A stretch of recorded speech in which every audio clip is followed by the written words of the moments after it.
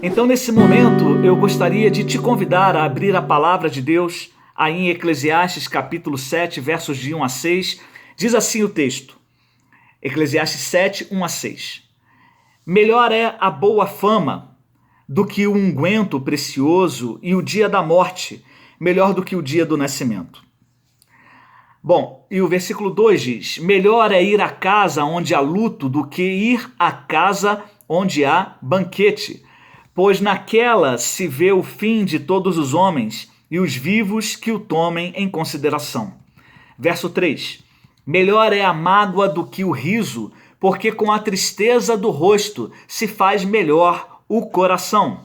Verso número 4. O coração dos sábios está na casa do luto, mas o dos insensatos na casa da alegria.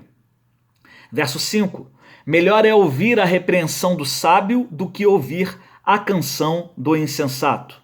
E o último verso, pois qual crepitar dos espinhos debaixo de uma panela, tal é a risada do insensato, e também isto é vaidade. Irmãos, para que a gente possa entender melhor este texto aqui de Eclesiastes, capítulo 7, de 1 a 6, é muito bom que você volte ao último versículo que nós estudamos na semana passada, que na verdade, são duas perguntas no mesmo versículo e ao qual o próprio pregador Salomão se propõe a responder no início deste capítulo 7 e em todos os versículos também do capítulo 7. Vamos retornar então brevemente ao versículo 12 do capítulo 6. Diz assim, pois quem sabe o que é bom para o homem durante os poucos dias da sua vida de vaidade, os quais gasta como sombra? Quem pode declarar ao homem o que será depois dele debaixo do sol?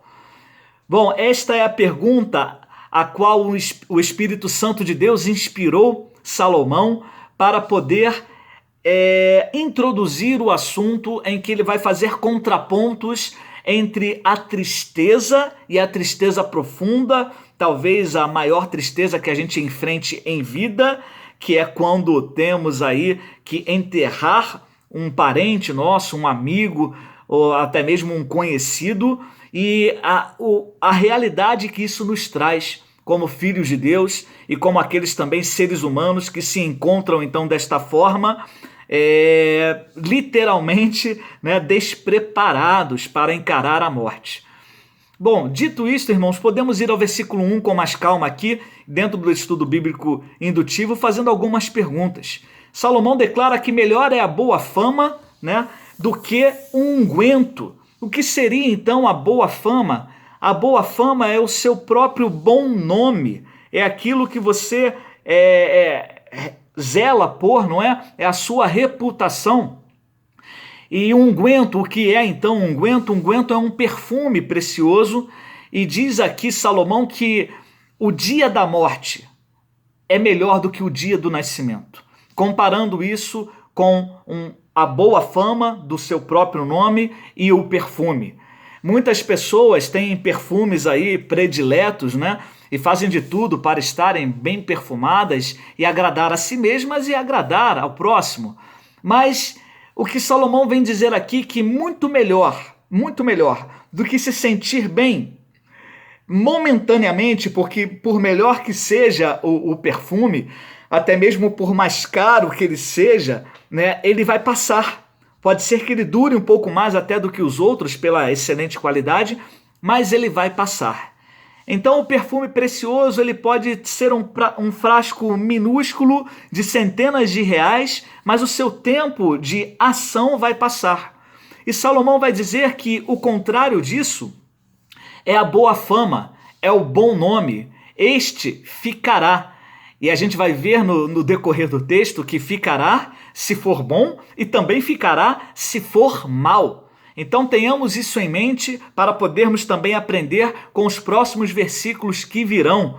Melhor, muito melhor é ter um bom nome do que ter um perfume precioso. Muito melhor é ser considerado e conhecido como alguém que zela pelo seu nome e até mesmo pelo nome do próprio Senhor Jesus Cristo, do que por alguém que exala um cheiro muito bom, um perfume muito agradável, mas que aquilo ali vai passar. A proposta de Salomão aqui é que a nossa vida ela deve ser repensada a partir da morte. E é claro que ela não pode ser repensada a partir da nossa própria morte. A gente aprende a morrer vendo os outros se despedirem desta vida. É a última lição, talvez, aí que a gente vai concluir na vida e passa a fazer parte da vida desde o momento em que o ser humano foi afetado pelo pecado.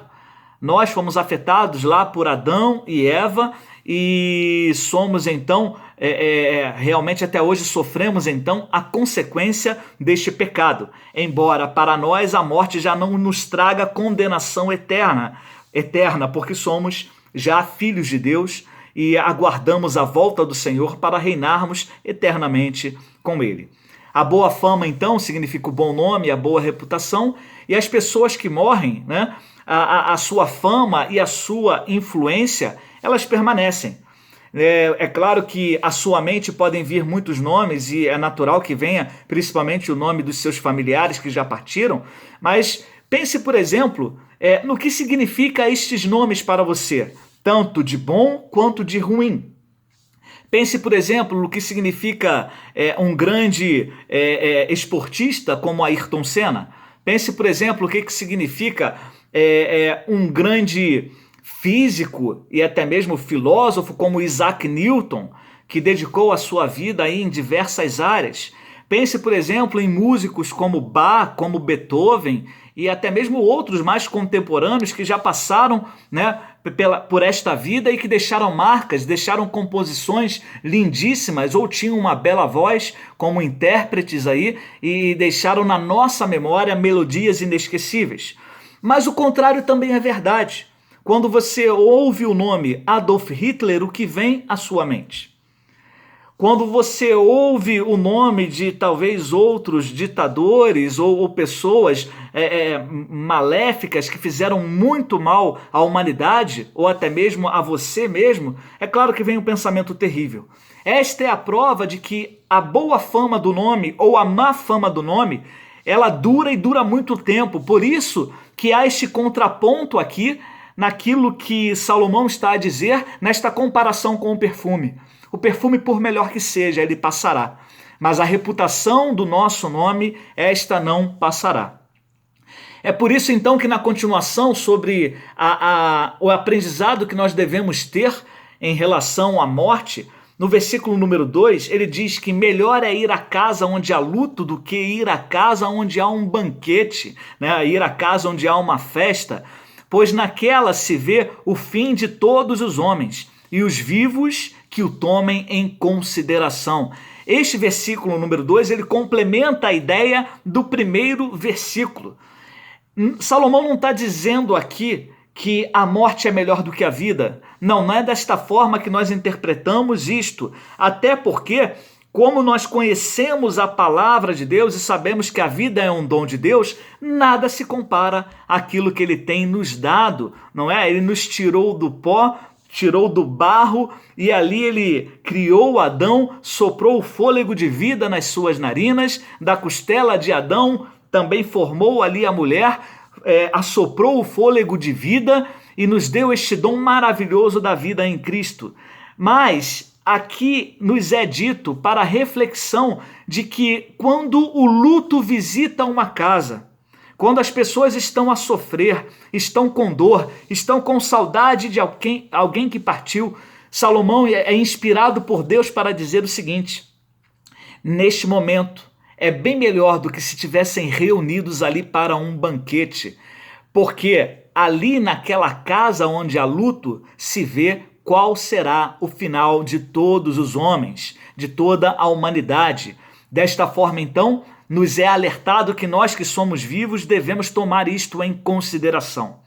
Então, quando nós vamos a um velório e ouvimos ali, né, um ofício fúnebre, e normalmente o pastor ou a pessoa responsável por levar uma palavra faz um alerta da parte de Deus para aqueles que estão vivos, muitas pessoas, principalmente nos dias de hoje, né, tempos de politicamente correto, tempos em que somente o que é bom deve ser falado, tomam isto como até uma ofensa, não é? Por que ficar alertando que todos vão morrer? Já não basta a dor que estamos sentindo por alguém perto que morreu? Mas vejamos que há um mandamento implícito do próprio Deus através desta palavra do sábio Salomão, quando diz: tomem isto em consideração. Nós que somos vivos precisamos considerar, sim, que o tempo de luto que enfrentamos, ele nos leva à reflexão que não teríamos de forma alguma se estivéssemos num banquete. E eu não tenho dúvidas de que determinado momento da sua vida, quando você se viu ali durante um período de sofrimento, de luto, a sua vida teve uma transformação. Quem sabe você encarou a família de uma outra forma, quem sabe você passou a encarar os estudos de outra forma, quem sabe até encarar o trabalho de uma outra forma, até mesmo pela necessidade, né, de suprir a família que perdeu alguém que era provedor. Tudo isto nos ajuda e é por isso que Salomão diz que é melhor. Melhor é a mágoa do que o riso, nos diz o versículo número 3, porque com a tristeza do rosto se faz melhor o coração. Pode parecer, mas não é uma contradição com aquilo que o próprio Salomão nos diz em Provérbios, que o coração alegre aformoseia o rosto. Percebam aqui que a frase do versículo número 3 não diz menção à formosura, não diz menção aí a nada que seja externo, tá? Mas aqui nos é dito que a mágoa é melhor do que o riso, porque quando a tristeza não está no nosso rosto, o nosso coração medita mais. Quando a tristeza nos alcança, a gente está a refletir sobre a vida, a pensar no que aconteceu, a nos fazer perguntas que são naturais, né? Como, por exemplo, o porquê aconteceu ou o porquê naquele momento, até mesmo a nos sentir frustrados, né? Pela perda ou pela não conquista de algo, e isso nos traz mágoa. Então, desta forma também, a gente precisa observar este versículo bíblico da palavra de Deus como sendo algo aí precioso para a nossa vida. Eu queria trazer uma frase aqui que eu anotei, que foi dita pelo grande escritor inglês C.S. Lewis. Ele diz que Deus sussurra nos nossos prazeres. Ele fala na nossa consciência, mas ele grita no nosso sofrimento. Vou repetir porque eu sei que ela é uma frase que nos faz também pensar, né, e meditar. Deus sussurra em nossos prazeres. Ele fala em nossa consciência, mas grita em nosso sofrimento. Então, momentos de sofrimento, momentos de pesar, momentos de tristeza, faz a gente ter uma grande reflexão sobre a vida, e Deus usa isso para que a gente tenha mais intimidade com Ele. Eu não duvido que em momentos de celebração na sua casa, em momentos de banquetes e de festa, você esteja em comunhão com Deus. É claro que um coração grato é um coração que agrada ao Senhor e Ele tem prazer em ver os seus santos filhos e filhas celebrando o nome dEle e agradecendo, né, por mais um ano de vida, por um ano que se passou, né, por uma data marcante na vida da família ou da igreja. Mas vamos entender que aquele período ali às vezes passa e a gente não insiste numa oração de gratidão. Do contrário, o período do luto, o período da mágoa, leva mais tempo para passar. E nesse período a gente se dedica mais ao Senhor, a gente ora mais ao Senhor, a gente busca mais a face de Deus. E eu não tenho dúvida que diante desta busca o Senhor também se revela mais a nós através da sua palavra, tá? Sem esquecer nunca disso, que a revelação verdadeira vem da palavra de Deus. Quando alguém te disser, eu tenho uma revelação para a tua vida, se essa pessoa não abrir a Bíblia ou não recitar um texto bíblico de cabeça, né, e corretamente, não aceite isto como revelação de Deus. Revelação de Deus é a palavra de Deus. Versículo número 4. O coração dos sábios está na casa do luto, mas o dos insensatos está na casa da alegria. Então aquele que é sábio aprende a encarar o luto e a perda, e dessa forma então o seu coração se torna ainda mais sábio durante o período de tristeza. Do contrário, não é? O coração dos insensatos está lá na casa da alegria, né? Fica somente pensando nos prazeres desta vida, em comer, em beber, em farrear, né? Como diria aí, né? Uma certa parte da população nestes dias, né? Em aglomerar, em poder estar juntos. Mas esta alegria, ela é passageira. Porém, a sabedoria que nos vem por conta do luto e do sofrimento e da tristeza molda o nosso caráter. E é claro que eu falo isso não somente de uma experiência natural, de uma experiência do ser humano, mas de uma experiência sobrenatural que nos vem a partir de como buscamos na palavra e daquilo que o Senhor nos responde. Nestes 4 versos que nós já passamos aqui, né, nós vemos qual é o benefício de refletir sobre a morte. Talvez nesse momento você pense, poxa, eu não queria estar falando sobre morte agora. Isso me trouxe memórias que eu não gosto. Mas entenda, meu amado irmão e minha amada irmã, que muitas vezes, se a gente não fizer um estudo específico da palavra de Deus, uma exposição versículo por versículo, esse é um tema que a gente vai passar direto, porque quem é que gosta de falar sobre morte, não é? Mas que é um tema importantíssimo e é por isso que está aqui em Eclesiastes. E conforme a gente falou na introdução do livro de Eclesiastes há meses atrás, não é? Este é um livro atualíssimo. Então a gente pode e deve conhecê-lo para que a gente traga uma aplicação para a nossa vida e para que a gente leve também o consolo e o conforto àqueles outros que estão sofrendo.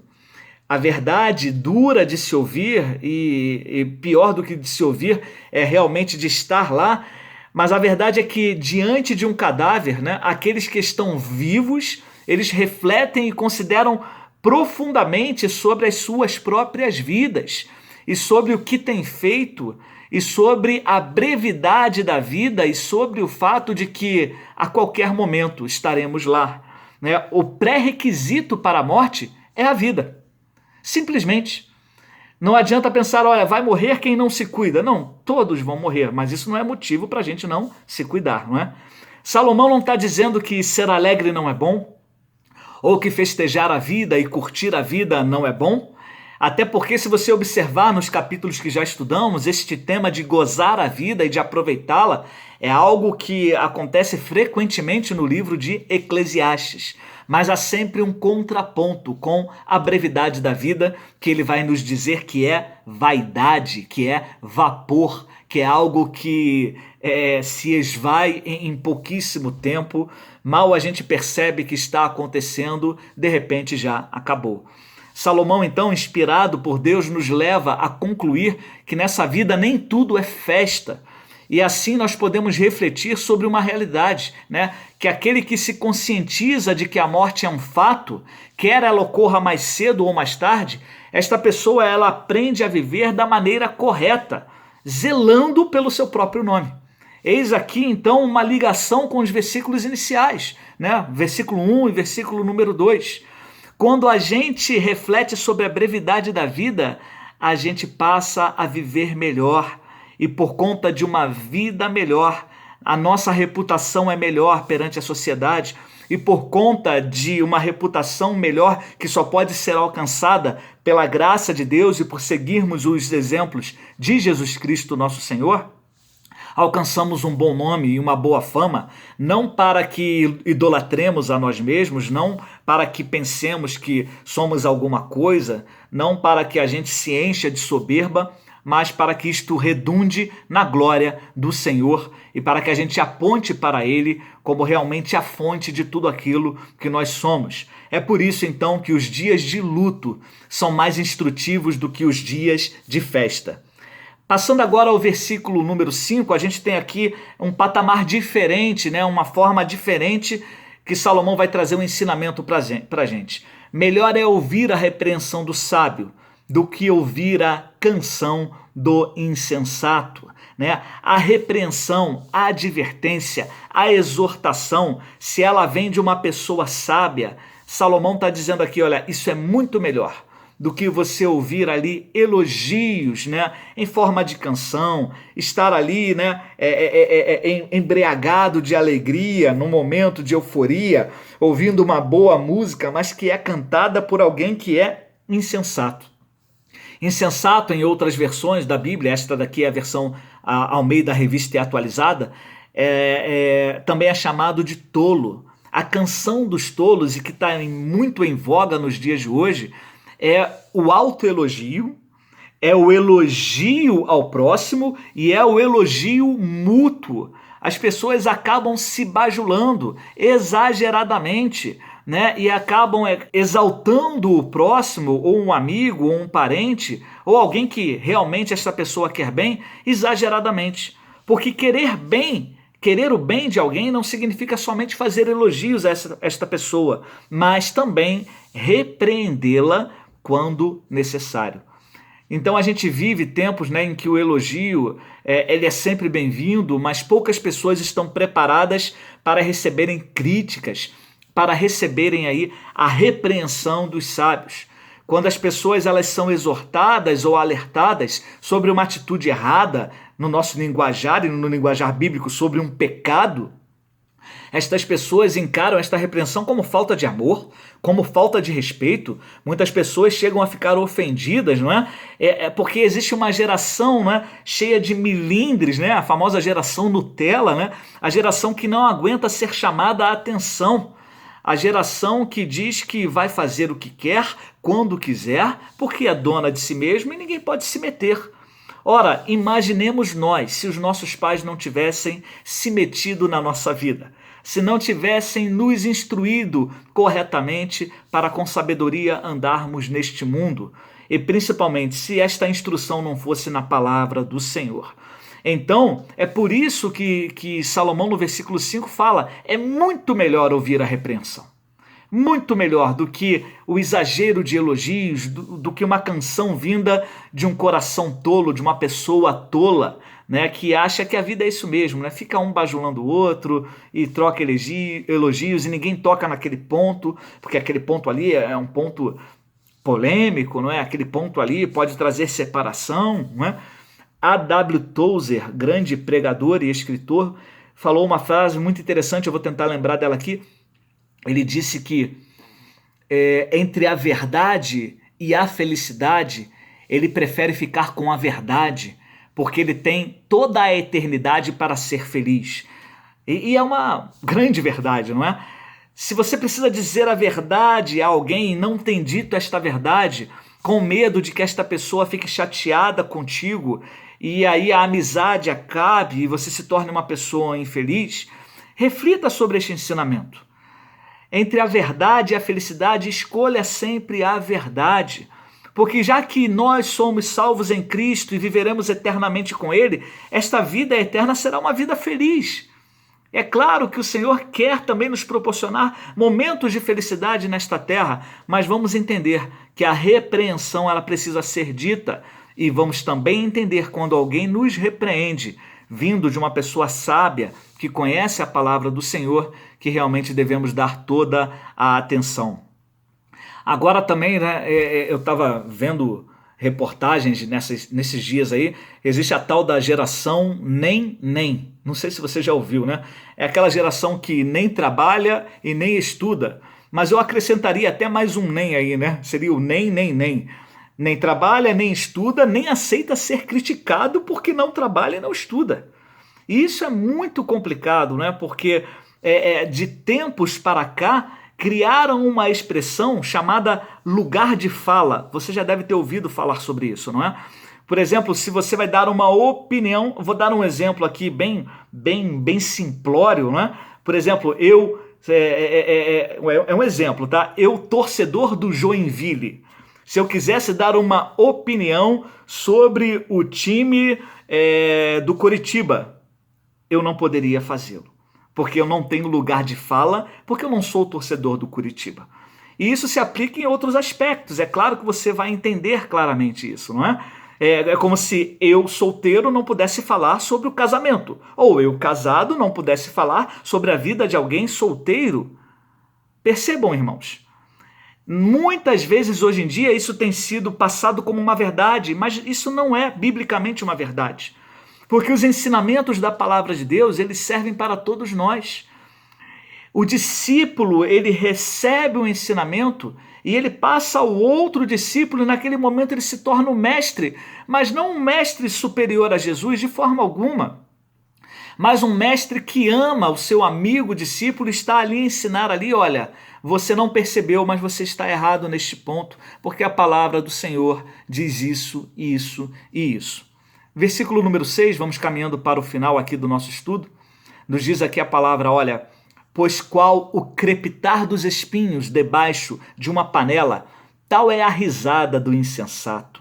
E também isto é vaidade, né? Os espinhos aqui, né, são aqueles pequenos pedaços de galhos, né, ou lascas de uma árvore que eram colocados ali e acesos para poderem gerar o fogo e aquecerem a panela e ser feito ali o alimento, né? Então este crepitar, não é, dos espinhos, né, os espinhos como combustível ali para o fogo, diz aqui que desta forma como este crepitar é a risada do insensato, porque aquele fogo uma hora vai acabar e aquele barulhinho do crepitar, não é, quem gosta de fazer um bom churrasco aí já sabe disso também, quando o carvão está ali crepitando, né, aquele som vai passar brevemente, em pouquíssimo tempo.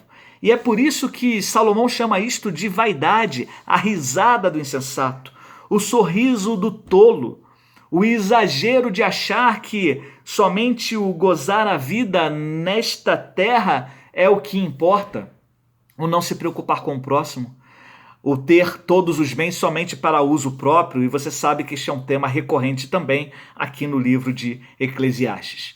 Bom, então a gente deve tomar muito cuidado, porque os elogios eles podem ser destrutivos e precisamos pedir a Deus sabedoria e humildade para recebermos críticas, porque a repreensão ela pode ser construtiva quando vinda da palavra de Deus, quando vinda de um sábio homem ou de uma sábia mulher que conhece esta palavra.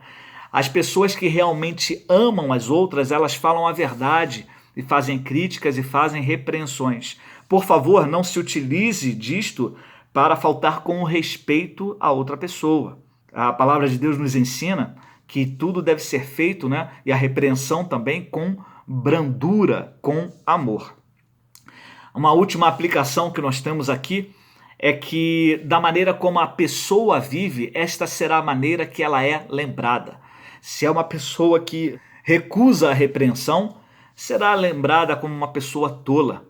Se é uma pessoa que ouve o outro e se corrige naquilo em que estava andando errado ou pecando e confessa o seu pecado, se arrepende e abandona, esta é uma pessoa sábia e que viverá feliz. Provérbios no capítulo número 22 nos diz que mais vale o bom nome do que as muitas riquezas. E estes 6 versículos aqui nos mostram isso, porque a nossa vida passará, a morte chegará, mas o nosso nome ficará, querendo a gente ou não. Muitos pensam que, olha, mas o meu nome não tem importância nenhuma e não vai importar, porque quando eu morrer, né, não vai importar mais nada. E até tentam espiritualizar a coisa e dizer, olha, meu nome não vale nada e também não vai importar nada, o que importa é o nome de Jesus. Mas às vezes as pessoas se esquecem que a nossa vida, se a nossa vida como cristão não for uma vida digna, a gente está, entre aspas, manchando o nome de Jesus, porque a gente carrega, né, às vezes estampado nas camisas ou até mesmo nos posts das redes sociais, a gente carrega o nome de cristão. Então, se a nossa vida como cristãos não for uma vida digna, esta indignidade ela permanecerá vergonhosamente conosco, ligada ao nosso nome e também ligada ao nome daquele que dizemos crer e seguir. Bom, é isto então, irmãos, nós estamos finalizando esse estudo. Que Deus te abençoe grandemente hoje e sempre e vamos aplicá-lo na nossa vida para a glória de Deus.